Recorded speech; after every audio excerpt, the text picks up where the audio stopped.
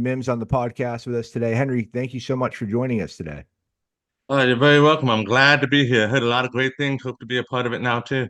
Awesome, man. So just to get started, can you introduce yourself or for people who might not know who you are? Yeah, my name is Henry Mims. I am a realtor here on the Space Coast, which is Brevard County in sunny Florida.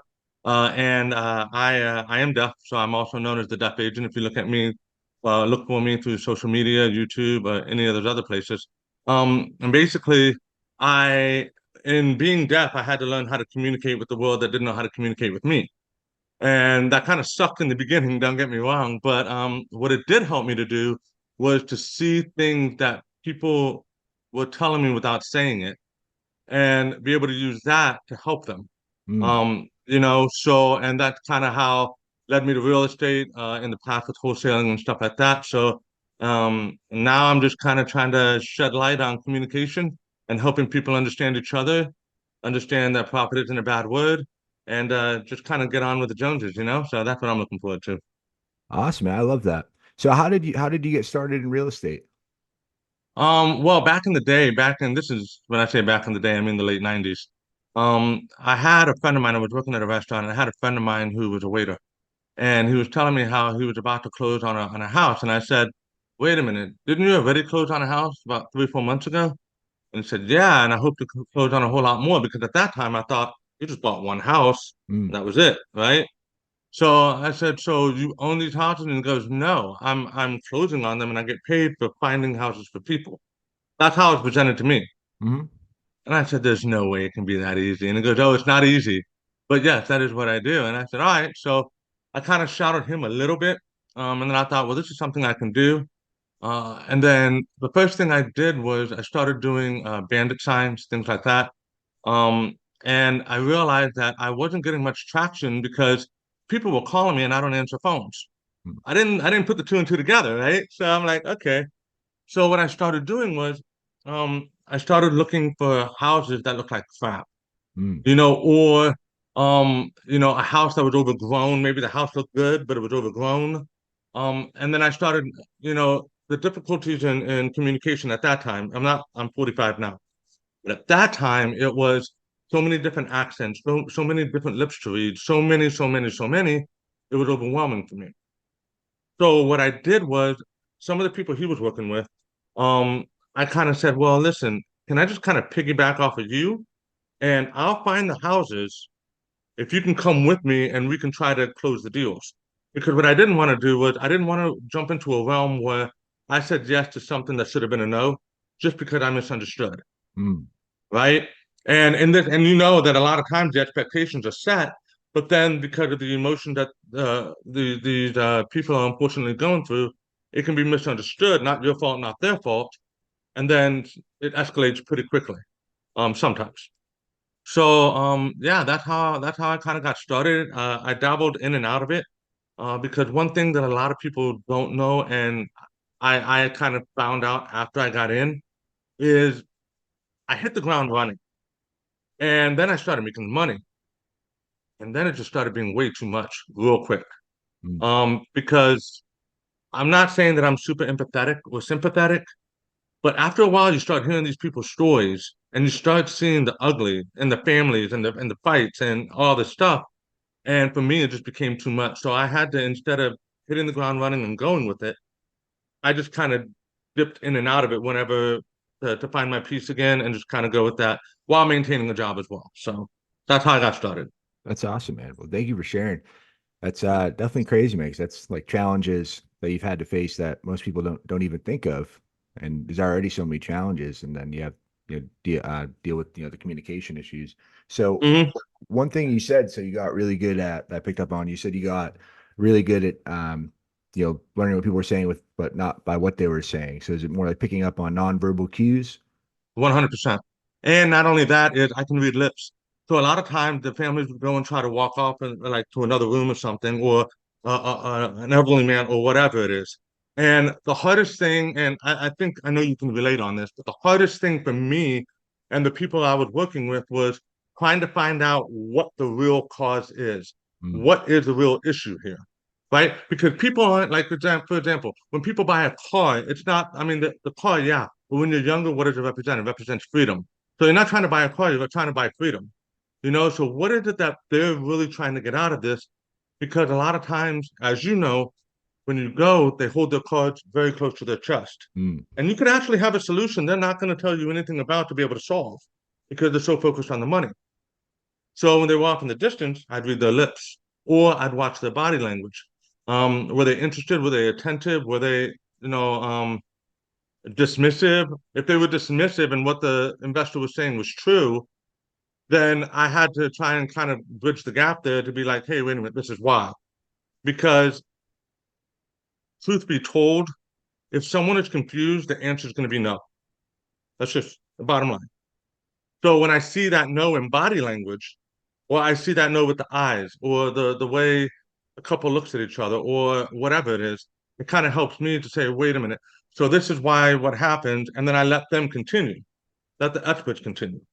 And so yeah, that's kind of what I did. And the reading lips, brother, when I was a lot younger, people used to invite me to parties, especially my friends, because they would try to go hit on all the girls. And when they would go try to hit on all the girls, I'd watch their lips to see what they said to their friends to let my boys know, hey, you should go back over there. Nah, I wouldn't do it anymore. But yeah, reading lips and the body language go hand in hand, absolutely. That's awesome. So have you always been deaf? Well, when I was 8 months old, I had meningitis. And then they put me into a coma just to try and get my body to rest so I could focus on fighting the infection, right? But they didn't know that I was deaf until I was 3. So in that time period, what had happened was I started becoming very aggressive with my mother, and I got along great with my father, and I had a lot of frustrations.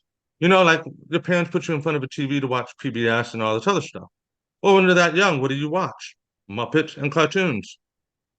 I was getting so frustrated because I couldn't understand any of it. I broke a TV. Mm. And in breaking my TV, and then my aggression towards my mom, they said, well, I think he had a behavioral problem. So they took me to a doctor, and the doctor said, no, I don't think he had a behavioral problem.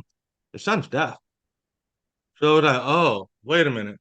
And then that's kind of where it went on. So I could hear until I was 8 months. And then they found out I was deaf at 3. Wow. Yeah. It's interesting, man. It is. It's a different world. It is. Yeah, it's you'd think someone would have picked up on it, but I guess when you're that young, I guess it's hard to tell. Yeah. Especially when I could understand my dad perfectly well. Hmm. And it's because his voice was very deep. So my deafness, most of it is the high pitches. I can't hear anything like whistles, anything like that. I can't hear at all. I can feel it, but I can't hear it. And the deep, I can hear and feel. That's why I love music with bass, especially funk and blues and stuff like that. The bass and the drums, I pick up on it all day long. I don't even know what the singer's saying, but I'm like, yeah, I like this band. So yeah, same thing. I love that. So I know one time I made a social media post, and I think you commented on it about Mr. Beast doing you know paying to have the people that are deaf fixing their hearing, and I think you made a comment saying that you understood it, you didn't understand why people were hating on him, but you said you wouldn't you wouldn't want to. I forget exactly what you said, um, Yeah, but you wouldn't want it there's no basically. right. There's no way, and I couldn't. One of the things that I always fall back to when I hear those things is I can understand the good intentions, and I can also understand people who would want to do it. And it's just a difference of opinion. There's no love lost there, as far as me judging or anything. But there's a movie, and I can't remember the name of the movie, but Val Kilmer is in it. And in the movie, he's blind, and he gets his sight restored, and his life falls apart Hmm. because now he's lived a world where for 40 something years he's lived the life of a blind man, and now he's walking through windows. And it's horrible, right? So from I've known this world for 40, 45 years, music, and I'll give you an example. One of my biggest fears in gaining my hearing, and I know this may sound stupid to you, but to me, it's prevalent. I am always listening to music, always. If you come in my house, there's something playing somewhere. If you're in my car, there's something playing. I am one of those guys that will travel 4 hours just to see a show. And I'll go to the show and I'll take my hearing aid off. Well, how much of my love for music would I lose if I gained all my hearing? Hmm. The other thing is, when I come home, I can shut everything off. I am deaf, and there's a lot that I know that I miss out on. But as selfish as it may sound, I love being able to control when I can and can't hear. So, like my wife, for example, she'll get annoyed with me because when the kids start getting rambunctious in here, I've got four boys. And I have a daughter, but she doesn't live with me, but the four boys do. So when they start getting rambunctious and wrestling and all this other stuff, and she's like, "Oh my God, these kids won't stop." My hearing aid's already out, so it's not bothering me. I'm like, not doing this, you know. But it's the life I've known, and I've kind of gotten on with it pretty well. I wouldn't change it at all. I wouldn't change it at all. That's great, man. I love that perspective. So, what are some things that people can do to get better at, understanding nonverbal cues or maybe learning how to lip read? Is that something anybody can learn, you think? Yeah, absolutely. There's a lot that people can learn.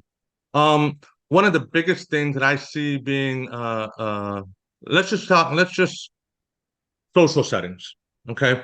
One of the biggest things that I see people misread is they think that everybody, you know how like when you go to a conference or you go to a party or there's somebody's having a Fourth of July, whatever it is, right? And you see two people standing like this to each other, you don't interrupt. I see so many times people just walk up into the middle of it if there's no invitation there. But if the two people are standing like this, that means they're open to somebody else coming in.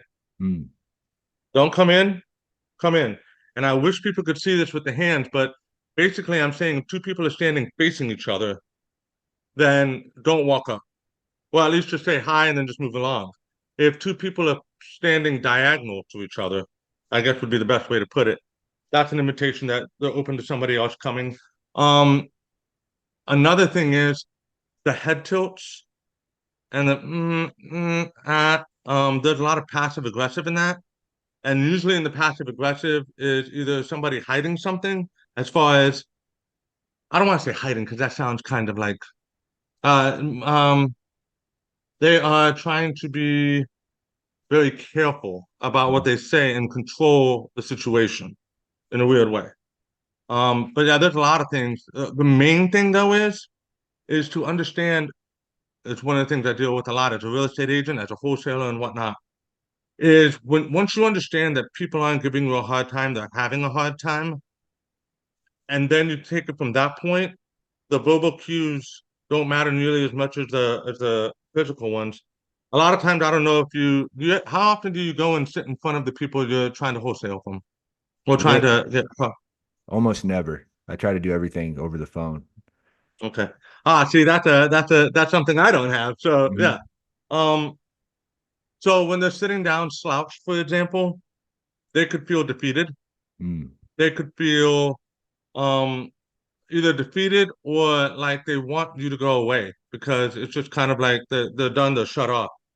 If you take that time to explain how it can benefit them and come to a solution, you'll start to see them sit up more. You'll start to see them put the arms on the chairs, like on the arms of the chairs, and stuff like that a little bit more. For lack of a better, that's about the best I can do as far as without physically being able to show. hmm Yeah, Yeah. since you mentioned that your audience is mostly deaf, we'll use the video content Okay. so they can watch it too. All right. Beautiful. That'd be Yeah, awesome. yeah, of course. That Yeah. would be awesome. And then we can close caption. Yeah, that'd Yep, be awesome. for sure. Yeah, definitely. I want to make sure everybody can listen to this. So yeah, I think it's going great. So you kind of you walked us through the story. You had the friend that was in real Yep. estate, and then so he started to go on the meetings with you. Yeah. But I used to go and shadow him. Hmm. And then and when and it's a pretty cool thing. It's almost like you meet one person and then you meet another, and then all of a sudden you find out that there's this little group that's been living in your city that you didn't even know anything about. Mm. And then those people you just kind of sit around and you hear the coffee talks, the little things. And a lot of the time that he was doing deals, I wasn't there with him because I was working shifts, he was working shifts, whatever it was. And then you just kind of gravitate from that. Now, they did meet up, but we didn't have, like, for example, right now, I'm part of a Space Coast Investors group. Um, it's a mastermind group. We didn't have one of those at that time. Mm. The group I have now, we're 30 to 40 plus, but that group, it was just 5 or 6 people. The thing that I had to watch out for that I did learn real quickly because we were in Pensacola was whenever we would meet up, there were a lot of people that it was transient. So a lot of people would come and go. So you had to be very careful who you partnered with because you can have agreements and all that stuff, but once they're gone, especially in the late 90s, early 2000s. Mm, And oftentimes it'll cost you more trying to track them and get them and get your stuff than it would to just let it be. You know what I mean? mm. No, that Yeah. makes sense. So how long did it take to get your first deal? And can you walk us through that deal? Okay, so the first deal that I got was it was an overgrown property. And all I did was I just simply walked up to it. And I said, hey, I'm kind of new at this, but I noticed that the grass is overgrown and stuff. And the way I pitched it was if he needed someone to mow his lawn, if he needed whatever, just try to find out where he was at. Mm, And the guy was just very disconnected. And he was just like, I don't even care, man. And I was like, okay. So then I knew that he obviously does not care about what he's in, whatever. So I was kind of like, okay, I went to work and I talked to him and I said, hey, listen, one of your investors, if you could bring him along, because I don't know what I'm doing. I just really don't. And I shadowed, but I still, once you're in it by yourself, it's a whole different ballgame because now it's go time. So he said, yeah, no problem. So one of the investors came along and then they kind of talked. And one of the things I was really, really grateful for was and it kind of set the precedent from then on. Okay. So he was one of those investors that he did not care so much about. He wanted to make his money, no mistake about that. But he was really flexible in how he could make a deal happen and the willingness to make them happen. For example, like in this particular one, the guy had lost his wife. He didn't really see much of a need. You walked into his house, it was a house of despair, you know. Um, but it was almost one of those kind of you got the feeling that the guy was not going to stick around for much longer you mm, know and it's a sad situation, it really is, but um so the guy that I was working with, and he said, well, look, this is what we can do one of three things. Okay, I can buy this house from you outright, right? And then you can live in it and rent it from me because I like to buy and hold, right? And you can live in it as long as you want, so long as you pay the rent. Okay, I can buy it from you and you can get 2 to 3 months, whatever it is, and then you can just go and do whatever it is you need to do. Okay. I forgot what the third one was, but the guy chose to stay there for 3 or 4 months and then head out. mm. And I had the feeling he just went on a kind of like a goodbye tour to do all the things he ever wanted to do. Never heard from him again. Um, but at that time, I did not know how to go to title. I did not know how any of that stuff. Because the only thing I'd ever sat in was him going to a house and talking to people that had called him. Because you have to look at the property. The other thing was, and I think really how do you say it, really overwhelms new wholesalers is that when they go in and they look at the property, they don't know how to gauge it. They don't know how much does it cost to replace this whole kitchen. How much they don't know any of this stuff, right? So then what happens? They freeze and then they get the wrong numbers, they get all these things. So luckily for me, he came along, the deal ended up happening. I got about 3 or 4 thousand on that for finding it. And then he ended up buying it and holding it after the gentleman left. And that was my first deal. And I kind of kept it that way on almost every deal I've ever done since. That's awesome. I love how you didn't make excuses. No, I feel like you found a way. You couldn't make calls, or you found something wasn't working and you just pivoted. So you were just going yeah, and just knocking on doors. yeah, that's what I only went and knocked on doors that I saw were somewhat distressed. Right. Keep in mind at that time, I didn't know what probate was. I didn't know what pre-foreclosure was. I didn't know what any of this stuff was. And if I figured that if I knocked on 100 doors that looked like there was some chaos going on, you know, that if I just got one or two, then that would fund me to be able to go to the festivals I wanted to go to. That was my mind frame at the time. It wasn't let me take care of a family like I have now. It was I can use this money to go party.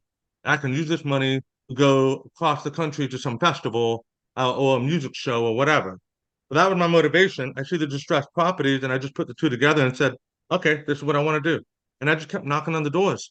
Most of the people were very rude, did not care for me. Some were insulted at that I would think that there was something so wrong with them that they would let their property go. And I said, well, everybody falls into different seasons, you know? I mean, just And I come from a very Christian background, so Mhm. a lot of that seasons, the trees, the leaves, all that stuff falls in with me, and no judgment. But yeah, a lot of people were pissed off. They were Yeah, like, "What are you doing to my lawn?" You know, just that's the way, just as well as I do. You get the hang up and the why are you calling me? And yeah, yeah, so that's what I did. I love that. How many doors do you think you knocked before you got that first one? The 50 or 60. Hmm.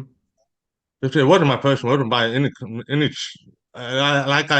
I remember, and it's funny because I remember several times going, "Yeah, I'm not gonna do this. Yeah, I'm not gonna." I've had a dog run up on me at that time. I had like all these things, and I was just kind of like, "Is it worth it? I don't know. Is all these? What am I doing?" Like, and then I started feeling, and one of the things that I had to get over was then I started feeling bad because then the people that would talk to that would get upset with you are like, my dad's dying of cancer. Don't you have anything better to do? And you're like, oh man, I didn't mean to. Yeah, you just woke him up. He hadn't had. I'm like, oh man, that's not what and you start feeling bad and all these things. But as time went on, I started to realize more and more that this is a story they're selling me to protect themselves because they're thinking I'm coming to hurt them Mm, you know? And I'm not, I just want everybody to be okay, right? Not everybody's going to understand that, but yeah, that's why 30, 40, 50, I was going to quit 2 or 3 times. I got to about 50, 60, and that's about right around with my first deal. I love that, man. That's great. Yeah, way to be persistent and just keep going. I mean, Yeah, you have to. hmm It's not for the weak. It really is not. no, it definitely isn't. Lots of ups and downs. Yeah, that's what does. I love that, Don't man. get, and the other thing is, and I always try to tell people that are going into wholesaling, I have been screwed by the investors. Hmm. I have been one little line that I did not read, and I was kind of like, seriously, and I know, whatever. I got a lawyer after that. I was like, I'm done. Lawyers can take care of it. They can write it. They can do whatever. Um, but overall, I can't really complain because it also opened me up and into a lot of other things. Mm. So it's just, yeah, you gotta be persistent. No fear. Yeah, I love that. And one thing I've noticed, it seems like you're really good. I feel like a lot of people miss. They take everything at face value, or they don't realize that there's a reason people are saying what they're saying, or sometimes they're being Yep. guarded, or they're holding their cards close to their chest, so to speak. Do you think that comes back to the nonverbal and cues? And Yeah. yeah, that's how you pick that up. One of the biggest giveaways is when I would knock on a door and somebody would get mad at me and they're looking off to the side. Mm, Why? Because someone is sitting off in the living room watching them and they're trying to make sure that they're the big gun. Or they're trying to make sure that the person who really owns the house hears them talking instead of the owner talking. mm, You start to navigate who is really the owner, who's not. Who like and then or the little slip ups that they do, like for example when they're talking and then and then you'll see the eye twitch or you'll see the lip turn over here or you'll see like a in the neck and I'm like okay and then I follow that and I'm like all right so what are we not hearing here so then I start asking the question to find out what we're not hearing yeah, verbal for me anyways for me. I know you knock it out of the park though with your phone calls. I don't know how many times I've watched your phone call. And I'm like, this guy is just sick. Like he just, okay, next one. Okay, next one. Okay, next one. So you're saying if I could, you would? Like the other day, you put the call on that well, the guy didn't know that you were still on the phone. hmm.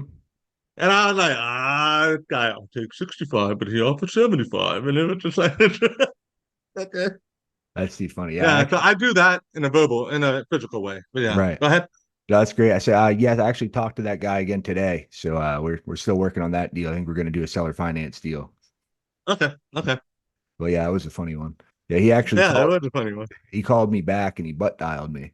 And he didn't know he was talking to his wife the whole time. And I'm like, hello. And he couldn't, yeah, he wasn't there. Oh, that's a gem right there. Yeah, no, it was funny. So where do you think your persistence comes from and your motivation to just keep going? Because I feel like a lot of people struggle with that. Well, it comes from my mom and dad, to be honest with you. My mom came from Cuba. Fidel Castro took over. And then they killed Camilo, and Che Guevara said, "I'm out." And they said, "We're out." So they came over here, and my mom, even when I was young, as young as could be, and she would remind me, I came over here knowing no English, got put in school immediately. Your grandfather came from Cuba over here, legally, of course, and came over here. They did not recognize his accounting degree. He had a master's in accounting. When he came over here, they didn't recognize it, so he went and did it again, not knowing English to begin with. So she's like, I don't want to hear your excuses. I really don't. And so that just caused me to have to get after it, because my parents didn't give me excuses, which means I could not, I don't want to say fail, but I couldn't come back with, oh, it's just too hard. But how Mm, was I going to say that to her? You know what I mean? right. So, and then my dad put me, whenever I wanted to be in a sport or anything, put me in it. Whether Mm, I failed or not, he just put me in it. I was a champion BMXer. I played football, I played soccer, I played all that stuff. And I just kept going. And that was the other thing, was with sports, it taught me to keep going. The mm, drive, I don't know how many times BMXing that I was behind, but because I practiced so much, my stamina kicked in. So at the last, like maybe 20, 30 yards, I would pass and I would win the event. But if I had just given up, I wouldn't have. And then I also got no slack. So the excuses and stuff, that just went out the window. So I heard somebody say recently, just to paraphrase, they were on a TEDx talk, and I can't remember her name, forgive me. But she said she always thinks to herself, if I don't win, who loses? mm. You know? So I wish I had come up with that, but I didn't. But to paraphrase it, that's how my whole life has been. And my thoughts is, if I don't win, who loses? Now, I did get in trouble when I was younger. There's a lot of things that went into that, but just for the persistence and stuff, that's kind of where I go. Yeah, that's great. So what, if you don't mind sharing, what kind of trouble were you getting into? Well, when my dad died, I was 14, and we were living in the projects. And then my mom was working at Subway on top of her job at the state. So then we got a life insurance policy. We moved into where the other half lived. Mm, And now keep in mind, I was in the projects, and then went to a high school that was predominantly in the sticks. hmm. So the disconnect between the projects and the people that live in the sticks all clashed at the school.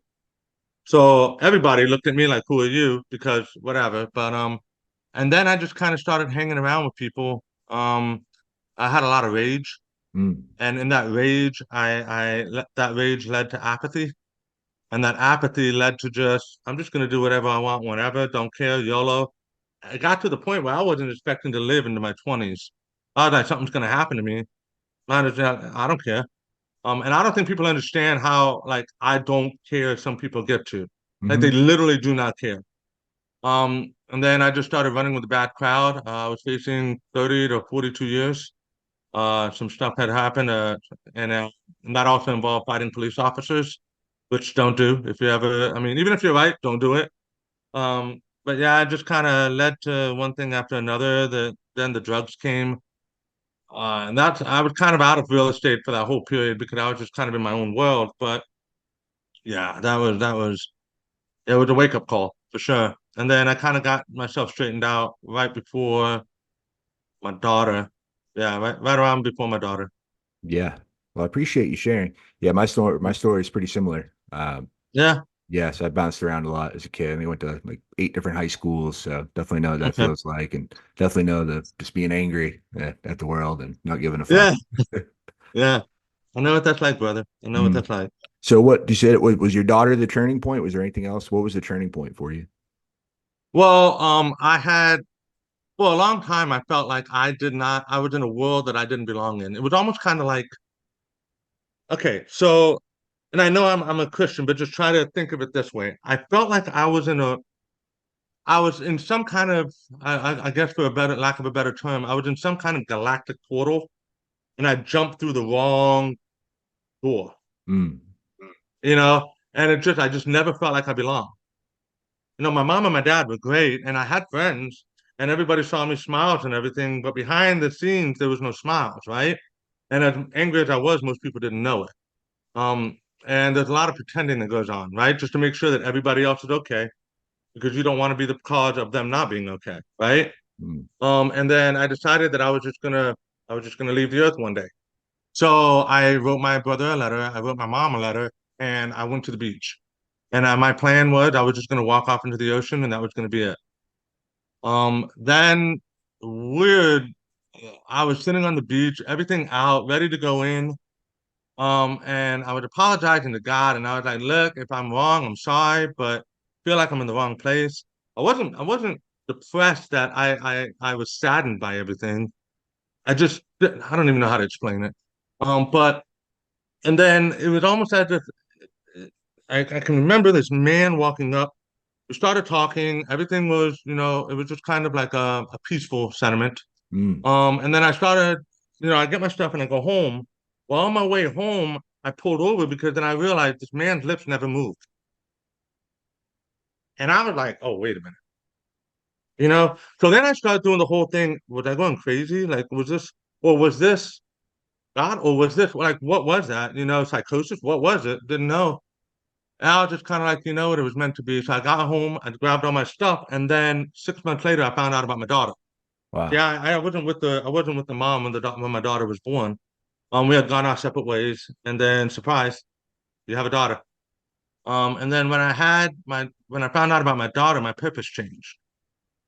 Because when you're by yourself, it's me, and not for anything wrong. It's just you. But when you have a kid involved, and it's kind of like ugh, I gotta do the best I can. So that's how that turning point came. I started having purpose. I started having the direction of my life started changing with the people, especially that I was involved with. And I was like, I'm sorry, I can't do this. Of course, I got all the thought you were my boys, ride or die, this whole deal. And I'm like, yeah, I am ride or die, but I'm just ride or die for a different person now. Mm. And if you can't understand that, I apologize. But I'm still friends with a couple of them that we've all kind of gone the straight and narrow. But that's a kind of a short story of how it pivoted. And ever since then, you never know what's going to come in the future, right? I mean, you never did. So, Well, but I'm thankful. I really am. well, thank you for sharing, man. That's a powerful testimony. And Mm, man, I appreciate you sharing that. I think that's really going to resonate with some people. I know it did with me. yeah, yeah. I'm always blessed, and I used to question that all the time that day on the beach. And then one of my buddies was like, it happened, whether it was real or not, it changed you. Mm. It's kind of like, yeah, that is what matters. So yeah, I kind of carry that with me. I'm Yeah, blessed. I really am. I really am. 100%, brother. Yeah, nice. It's crazy. I'm seeing a lot of similarities between our stories. Because I tried to do the same thing, and the gun jammed, and I heard a voice in my head. And looking back, I didn't know at the time, but yeah, I definitely felt like it was God. So, man, life's Wow. crazy. Amen. Amen. But awesome, bro. So you had your daughter, and then so did you get back into when did you get back into real estate? Probably about a year later. And then, okay, so around this time, so you're looking at 2002, 2003, right? The dot com bubble had just happened. And then the markets were starting to come back up, right? Because everything had gone downhill. People were trying to bail. That whole thing happened. And it was a lot harder to find the deals because everybody else was already jumping because they already heard all the stories and on the news and all this other stuff about people getting these homes at these discounts, right? Mm, So it became a whole lot harder. Still doable though, but a lot harder because now you had more people in the game. Before there wasn't that many people because they just thought other people did it. But now when the news starts happening and all this stuff started happening, a lot more people got into the game. And then I got into it. I did a few more deals, and then probably 2003-ish, I decided that I was going to go to school for culinary. Um, and then I just kind of started backing up. I would do 1 to 2 deals a year, roughly. mhm, Kind of something that I already had that I could do stuff. Again, it was my daughter. If I didn't have my daughter, then it was the festivals and the shows, right? All my bills were paid and all that other stuff. So, that's when I started getting back into it off and on, going into 2007, 2008. I moved down to Orlando, 2004, 2005, and then finished out, started getting a job. Now I started making money because I was working at a restaurant and I drive, money comes in like water, you know. Mm. Especially at that time, it was everybody was going left and right. That was at the time. How old are you, if you don't mind me asking? I'm 32 or 30, Okay, 32 next week. okay. Well, happy birthday. Thank So you. I'm the first one to say it. Yeah. So at that time, it was such a bizarre thing to see that here I am trying to get deals, bandit signs. At that time, I was using email instead of trying to do the phone number thing, just to try to make it. And of course, the texting. But the texting costs money, and a lot of people don't realize how much money goes into wholesaling. So you Mm. have to manage that. You can run dry real quick. So but then it was just kind of for me, it started to get real hard because in the Orlando area, I don't know about everywhere else, but in the Orlando area for the most part, I was finding people working at Taco Bell getting $200,000 loans. And I'm like, what? So then what can I bring to the table that these people are coming and crashing and getting all these and hyperinflation? And I know that, and then I started realizing, wait a minute, I know that this house is going to take $40,000 to fix. There is no way that I can get 70 to 80% for my investors and what they're looking for after there's no way I can do this. Mm. So that was a hard place to be. And then I just kind of I then the 2008, 2009 happened. And then after that, I kind of laid off because I got burned quite a few times in that time frame just because people were coming in, friend introduces you to them, they don't really know them, but they overshoot their worth, overshoot who they are, just because they're blown away. A lot of times what happens with gurus, you see a guru, all of a sudden you drink all the Kool-Aid they have for you. Um, and it was just one, and I was just kind of like, that time I said, I'm done. I'm out. I got screwed. I made money, but barely, just Hmm. because of everything I had to pay, and then you lose your escrow, and then I mean all this stuff, right? And it was one of those things that I had to remember. It was also one of the only times when I did not have investors coming with me for the deals. Because I'd already done enough that's under your belt. So now I can kind of navigate the deals on my own. And I was like, nope. Ever since then, still back to investor with me for nothing. Mm. So yeah, that's kind of what happened in and out. But 2007, 2008, 2009, such a weird place to be. Mm. Probably the weirdest place in real estate I've ever been. And I think as a result of that, I don't care what comes in the next 20, 30 years. It's just going to be like the armor's already there. Like, let's go, you know? It's such a weird place. I wish you'd gotten to experience it at the level I did because it was Mm. definitely a learning lesson. Yeah, that's what I hear. I know the people that from it seems that general consensus, the people that stuck through it and kept going, they came out the other side stronger. Oh yeah, 100%. It's either a blessing or a lesson. That's it. Mm. Yeah, 100%, brother. 100%. Awesome, man. So, what's your primary way to get deals now? Is it still door knocking?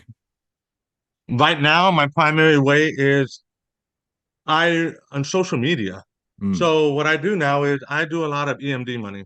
I do a lot of I'll put in a little bit into different properties, Hmm. and I work with wholesalers now, and I know what to expect.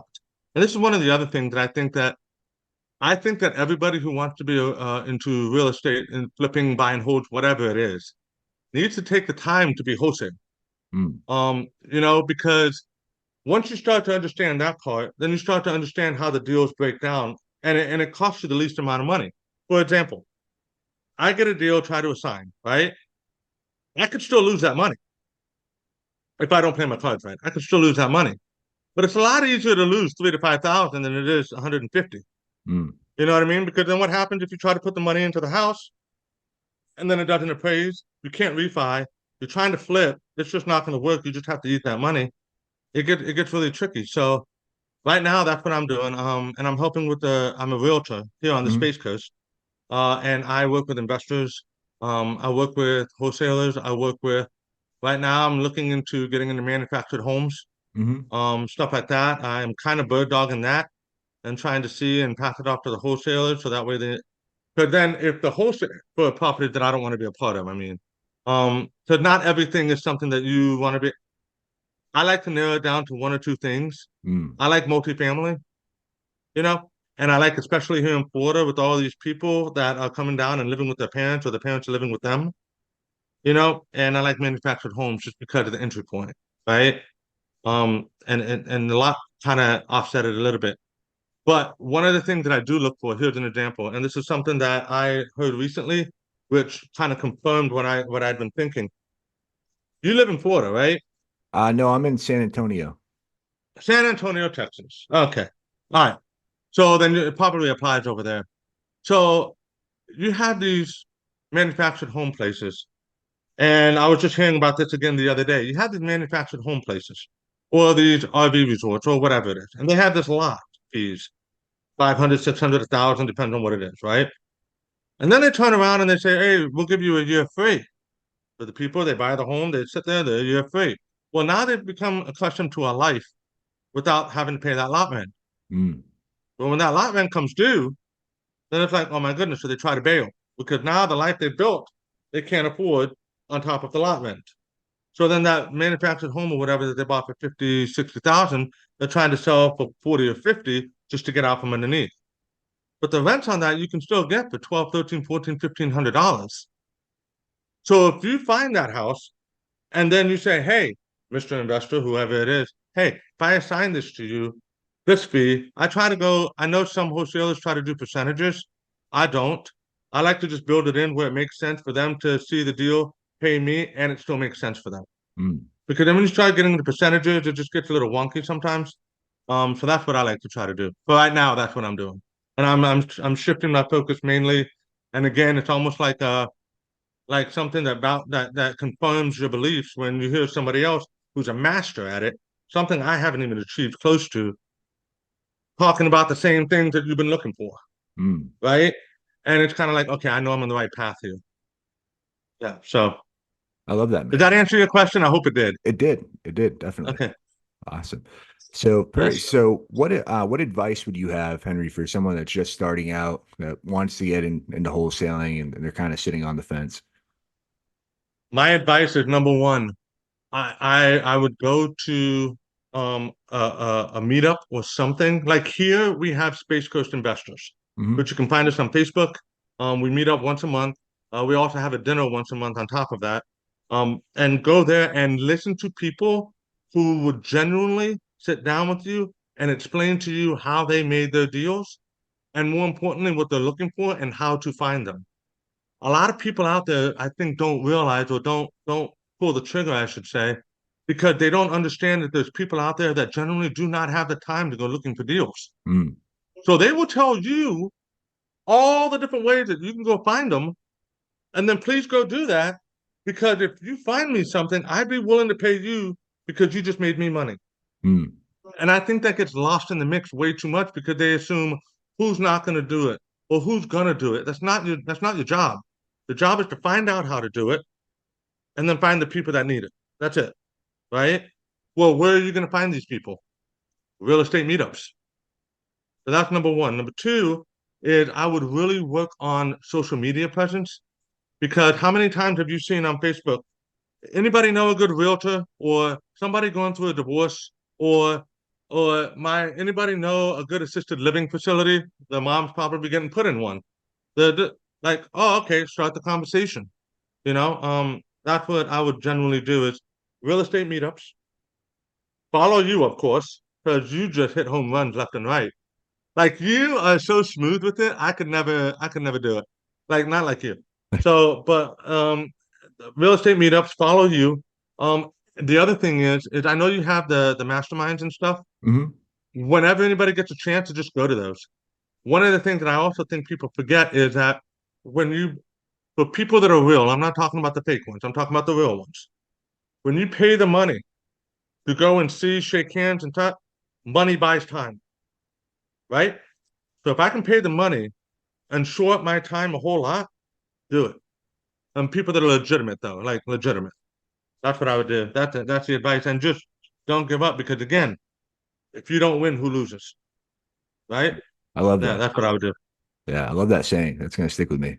I haven't heard that Yeah, before you I said really that. wish I remember who said it. Yeah, Henry did. uh, For I heard it from you first. uh, No, I think that's great advice.